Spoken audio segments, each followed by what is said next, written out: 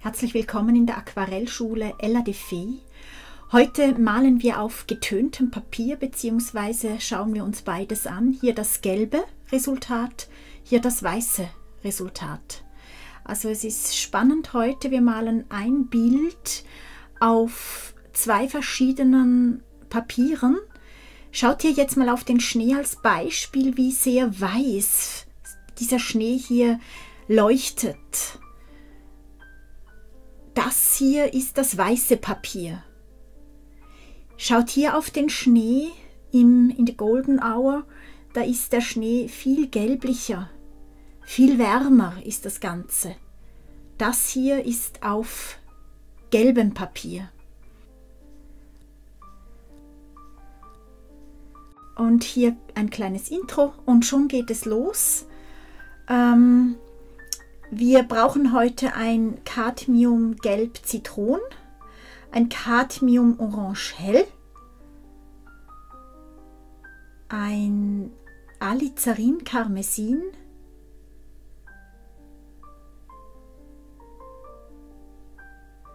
ein Purpur Magenta,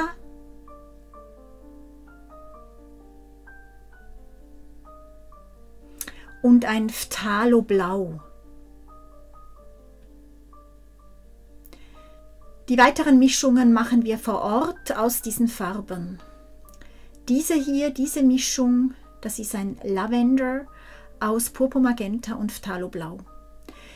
Hier habe ich jetzt diese beiden verschiedenen Papiere, das weiße Papier und das getönte, das mehr gelbe Papier.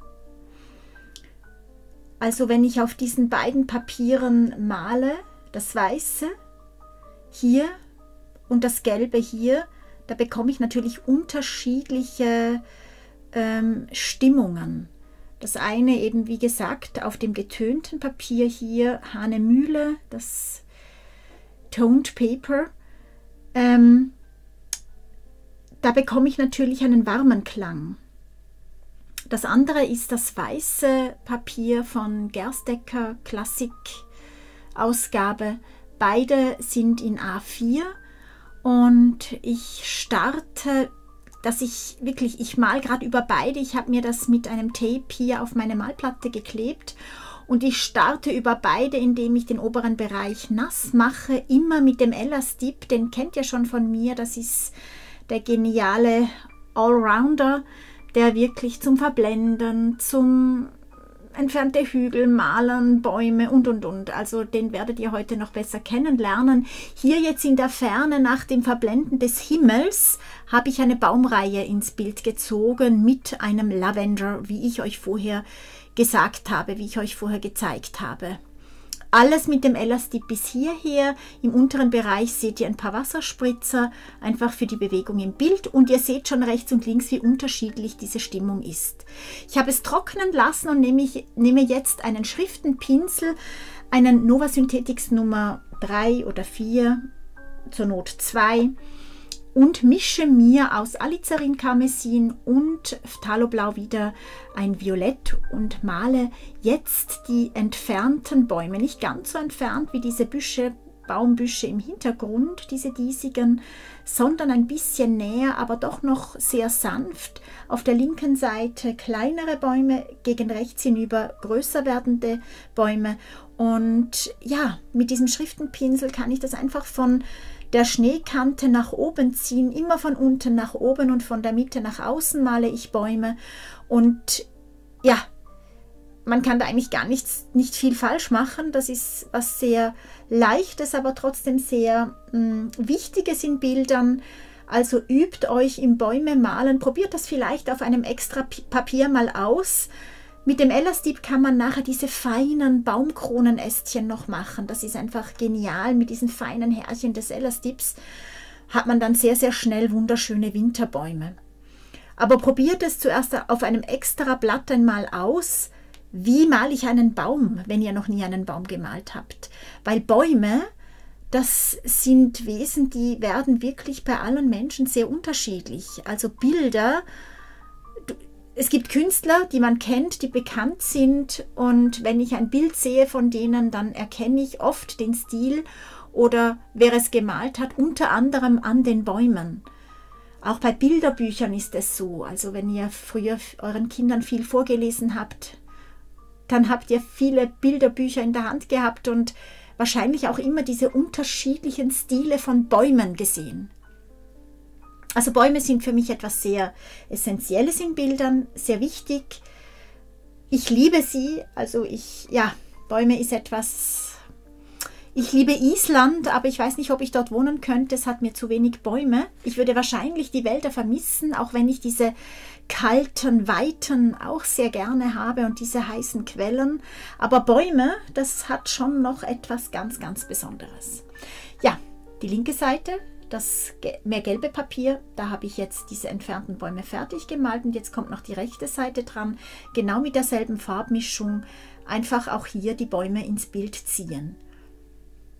Die Atmosphäre im Bild ist komplett unterschiedlich, finde ich, also für mich, rechts und links. Dieses eher kühle von der rechten Seite auf diesem weißen Papier und dieses warme, smoothe von der linken Seite, das ist einfach, ja, so ein sonniger Wintertag ist das links und rechts ist es vielleicht ein sehr kalter Wintermorgen oder sehr kalter Winterabend, denn es ist eigentlich die Farbe von Abend am Himmel, also wahrscheinlich ist es ein Winterabend trotz dieser Kälte und oft ist ja am Morgen diese extreme Kälte. Die extremen Temperaturen, die kommen so zwischen morgens um 4 und morgens um 7 ist es bei uns meistens am kältesten. Heute hatten wir wieder minus 12 Grad und ja, ich liebe das. Ich habe es sehr, sehr gerne kalt, also auch Eisbaden und alles das, was man da so aktiv machen kann, um sich ein bisschen Kälte zuzuführen, das liebe ich alles. Ich habe eher schwer dann mit zu heißen Temperaturen, wenn ich mich abkühlen kann, geht's. Aber wenn ich keinen See in der Nähe habe oder kein Meer, kann es mir dann schon mal eng werden im Sommer. Nun haben wir zum Glück Winter, es ist eiskalt und ich kann auch diese eiskalten Bilder malen. Das habe ich auch gern. Auch wenn ich es mag, dieses Goldene, diese Golden Hour, habe ich schon auch sehr gern im Winter, auch wenn ich dann spazieren gehe und dieses Gold da auf dem Schnee liegt. Also das ist, finde ich, schon sehr, sehr, sehr besonders.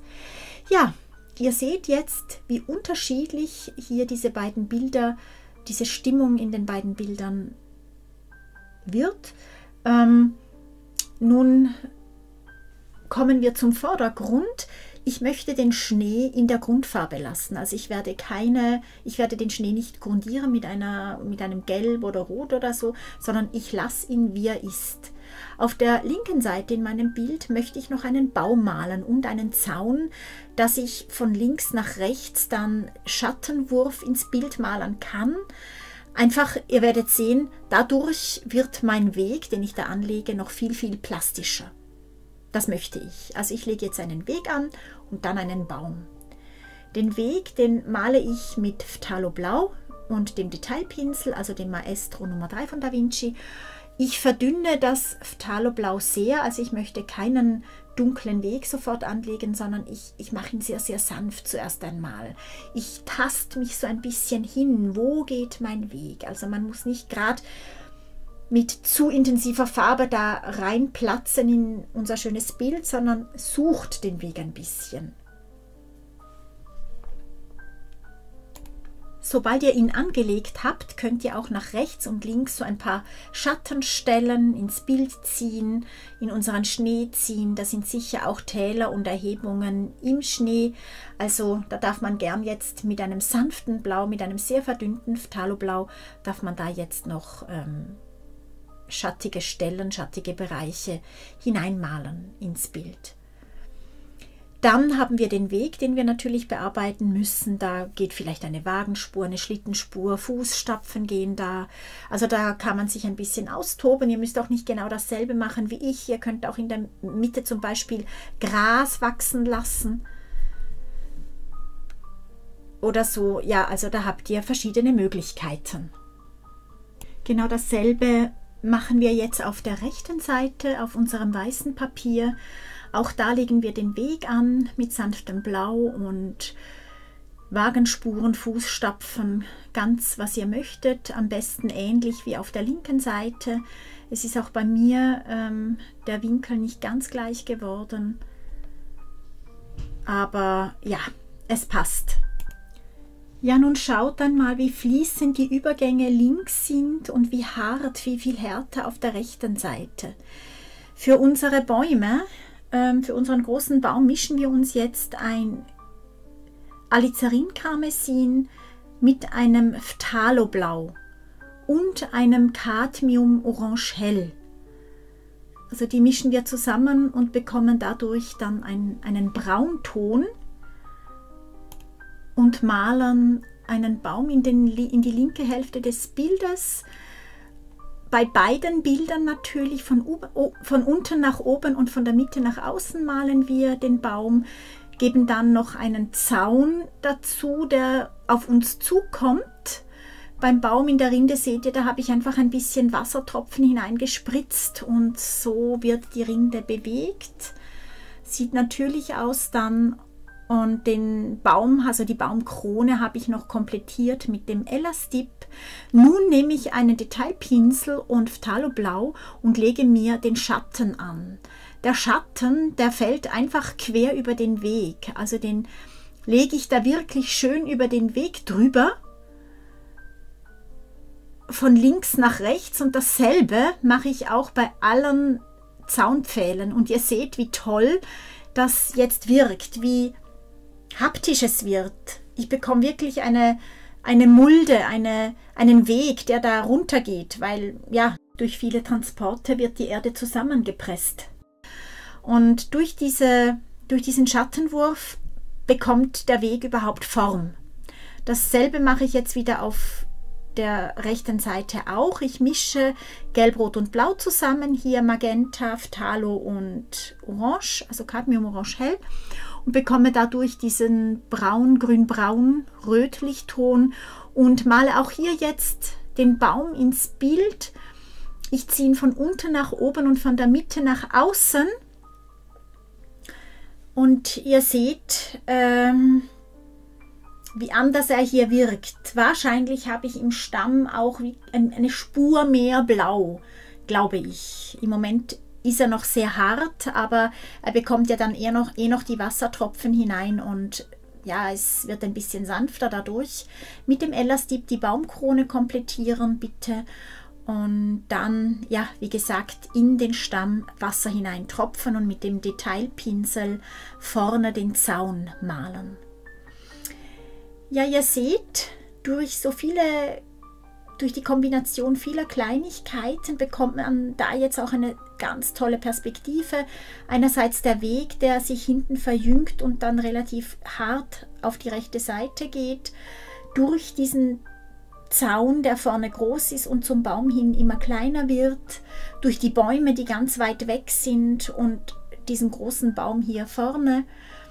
Ja, also das ist Perspektive, dadurch bekommt man sie.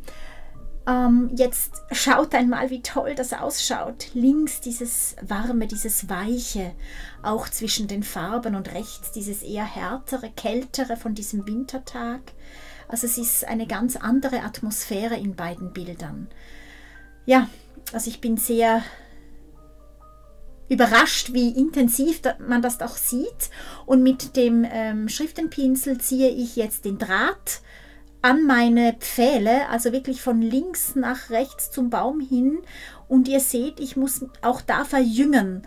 Da starte ich in der Mitte und gehe immer in der Mitte von den Pfählen nach hinten. Also passt da auf, dass ihr das richtig macht, weil dann bekommt ihr einfach diese Tiefe.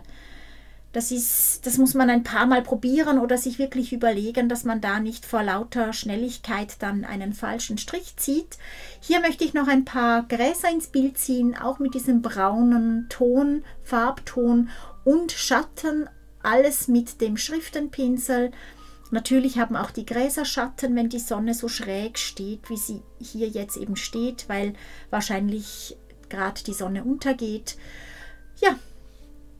Nun sind wir fertig mit unserem Vergleich, mit unserem goldenen und eher kühleren Bild. Wir malen jetzt noch ein paar Vögel in den Hintergrund und dann genießen wir unsere Gemälde. Mit dem Blackbird male ich die Vögel. Das ist ein Cosmotop-Spin Nummer 1 von Da Vinci. Und die Vögel, die sind sehr, sehr einfach. Das sind einfach kleine Vs oder Ws. Ja, so in der Richtung. Manchmal auch nur Punkte, je nachdem, wie groß ich sie malen möchte. Und jetzt hier unsere beiden Bilder. Jetzt kann jeder selber entscheiden, welches ihm besser gefällt.